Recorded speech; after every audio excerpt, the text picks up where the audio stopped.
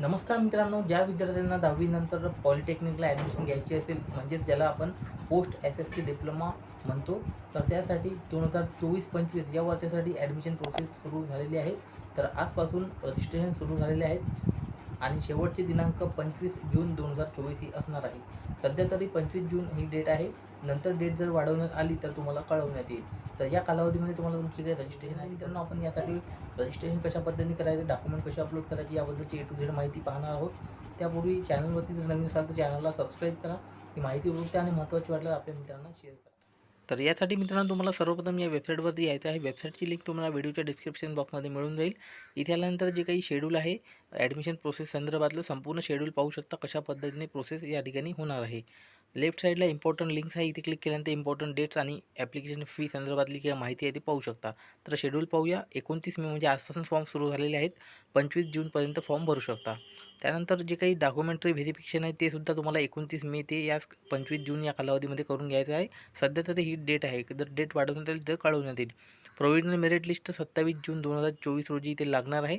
त्यानंतर submit form, काही ग्रीव्हियन्स असेल तुम्हाला ई स्क्रुटनी किंवा जर फिजिकल स्क्रुटनी संदर्भात, तर ते तुम्हाला 28 जून ते 30 जूनपर्यंत सॉल्व्ह करायचे. त्यानंतर 2 जुलै 2024ला जी काही मेरिट लिस्ट आहे ते लागणार आहे. अशा पद्धतीचं मित्रांनो हे एकंदरीत शेड्यूल आहे.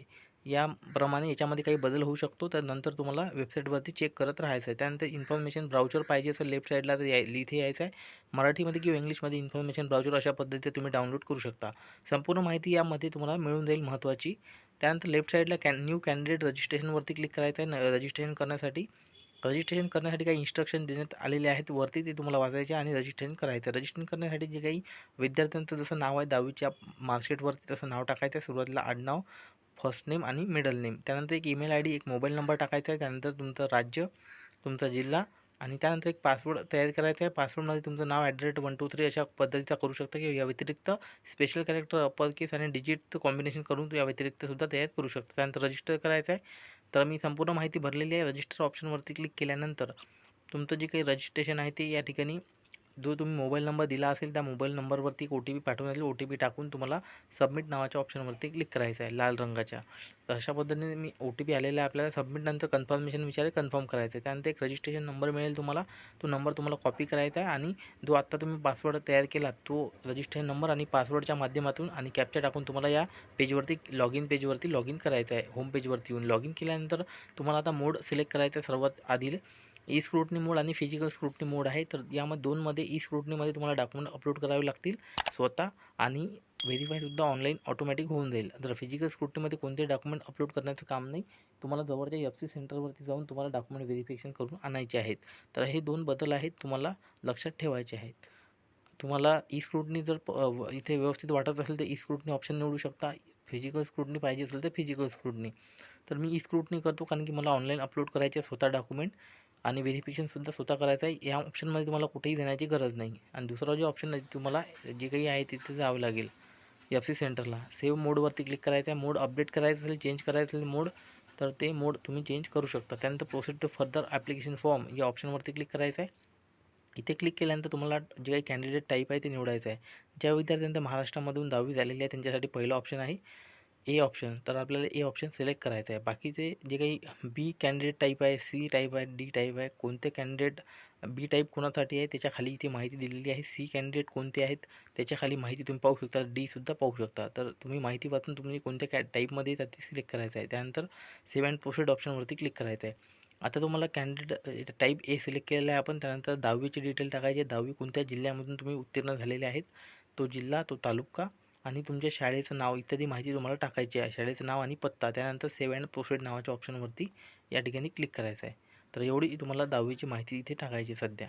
तुमच्या शाळेचं नाव इथे टाकल्यानंतर तुम्हाला सेव्ह अँड प्रोसीडवरती क्लिक करायचं आहे.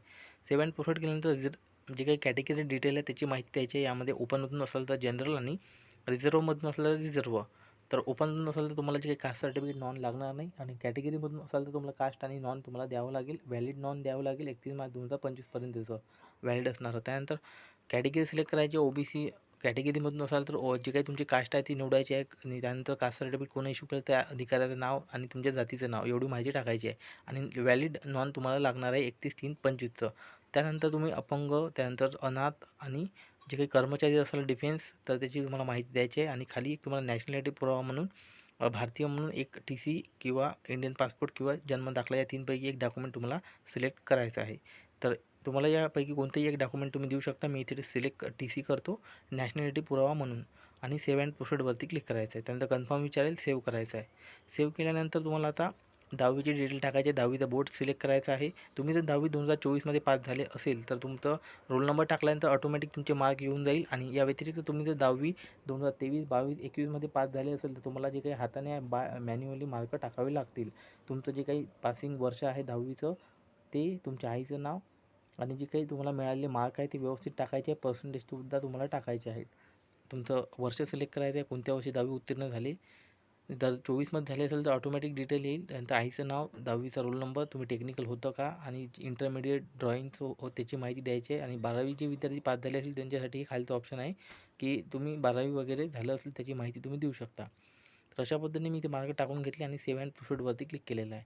त्यानंतर आता जे काही पर्सनल डिटेल आहे ती तुम्हाला टाकायची आहेत. पर्सनल डिटेलमध्ये सुरुवातीला नाव ऑटोमॅटिक येईल, मदर नेम येईल, डेट ऑफ बर्थ टाकायचं आहे, जेंडर सिलेक्ट करायचं आहे, इन्कम स्लॅब निवडायचं आहे. त्यानंतर तुमचा धर्म आणि तुमची मदर टंग एवढी माहिती टाकायची आहे. त्यानंतर एवढी माहिती टाकल्यानंतर तुम्हाला आता खाली इथे जे काही ओपन होत नसाल तर तुम्हाला TFWS नावाचं ऑप्शन असेल, यस करू शकता.